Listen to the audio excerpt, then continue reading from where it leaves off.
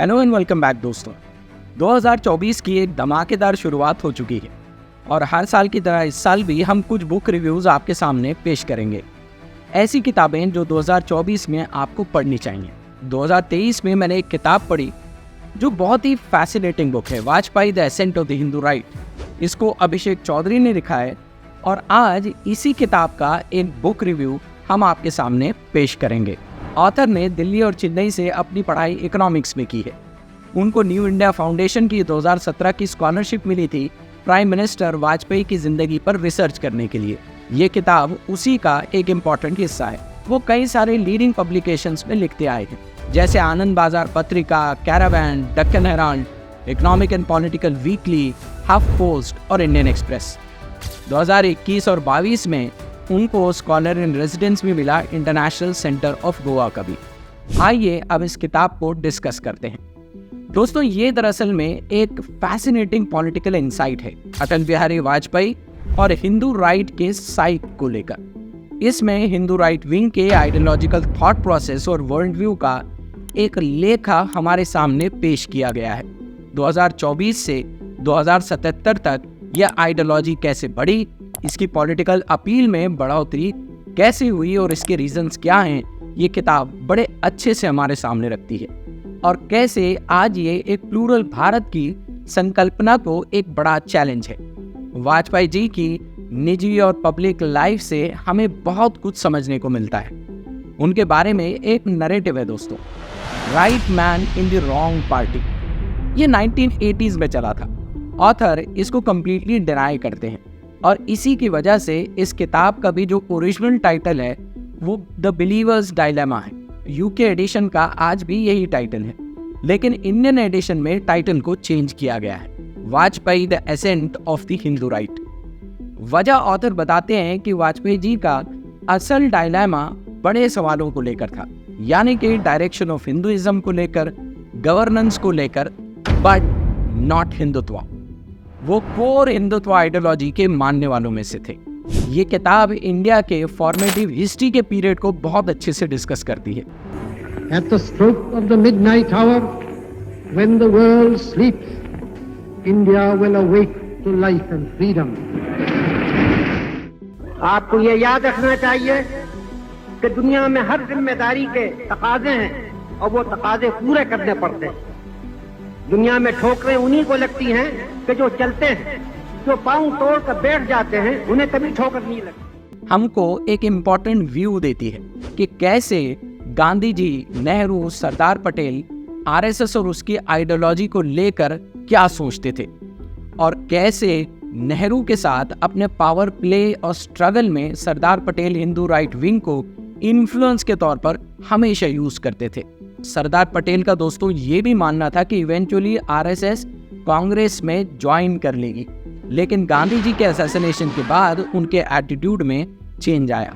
Author इस किताब में एक बड़ी अच्छी टर्म डिस्कस करते हैं, पोरस बाउंड्रीज, जहां वो गांधी जी और नेहरू को छोड़कर ये बताते हैं कि हाउ आरएसएस महासभा और कांग्रेस आपस में एक दूसरे से लिंक्ड थे। कैसे आरएसएस सिंपैथाइजर्स और हार्ड लाइन हिंदू व्यू रखने वाले कांग्रेस के खुद कोर में मेंबर्स भी थे। किताब में एक चौंकाने वाला फैक्ट बताया है दोस्तों कि गांधी जी के अंतिम संस्कार की जिम्मेदारी हिंदू महासभा के एक बड़े लीडर के बेटे को दी गई थी। आयरनी देखिए दोस्तों, इस किताब ने वाजपेयी जी के पॉलिटिकल करियर के बारे में बताया है कि कैसे अपनी पॉलिटिक्स दीनदयाल उपाध्याय से उन्होंने सीखी और उन्हीं की छत्रछाया में उनका खत बढ़ा। इस किताब का एक चैप्टर है beloved nemesis, the Nehru years.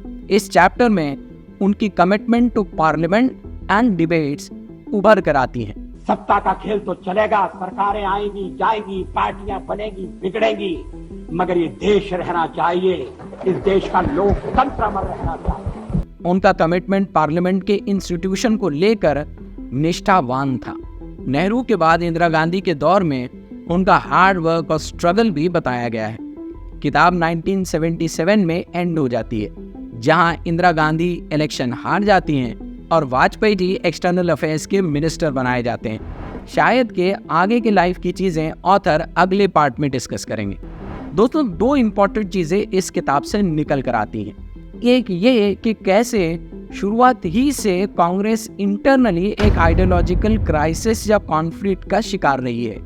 इसके अंदर राइट विंग आइडियोलॉजी को सपोर्ट करने वाले एक बड़ी लॉबिंग फोर्स रहे हैं। इसीलिए आज भी कांग्रेस एक कंफ्यूज स्टेट ऑफ माइंड में नजर आती है, सेक्युलरिज्म को लेकर एक क्राइसिस, और इसीलिए उसने आज ट्रस्ट ऑफ सेक्युलर वोटर खो दिया है। दूसरा, कांग्रेस का डाउनफॉल और जनसंघ या बीजेपी या पॉलिटिकल हिंदू राइट की ग्रोथ या उसकी पॉपुलैरिटी की शुरुआत आज नहीं हुई है दोस्तों। ये बात और ये किताब हमको बताती है कि इसकी शुरुआत कई साल पहले हो चुकी थी। कांग्रेस आज की दिखने वाली स्थिति में दरअसल इसकी शुरुआत 1967 के इलेक्शंस में हो गई, और वहीं से बीजेपी एक फॉर्मिडेबल इलेक्शन मशीनरी बनकर ग्रो हुई है। इंडिपेंडेंस के बाद आरएसएस और जनसंघ की जो ग्रोइंग पॉपुलैरिटी है उसके कई इंपॉर्टेंट रीजंस हैं, जैसे कि इंडिया की foreign policy, Indo Pakistan Wars and Indo China Wars, India के महाराजाज एंड रॉयल फैमिलीज का इंपॉर्टेंट रोल, और इम्पोर्टेंटली नेहरू या कांग्रेस की policy of nationalisation of banks and industries. Do you find people around you becoming intolerant? Do you find that intolerance? No, there is a increasing? growing tendency, yes, in the country as a whole. In politics? Attitudes are getting hardened. इसी की वजह से जनसंघ और बाद में BJP इस काम में कामयाब हुई है कि वो अपने आप को प्रो कैपिटलिस्ट या इंडस्ट्रियलिस्ट के दोस्त होने के तौर पर पोर्ट्रे करती है, और कांग्रेस को इंडस्ट्रियलिस्ट का दुश्मन बनाती है।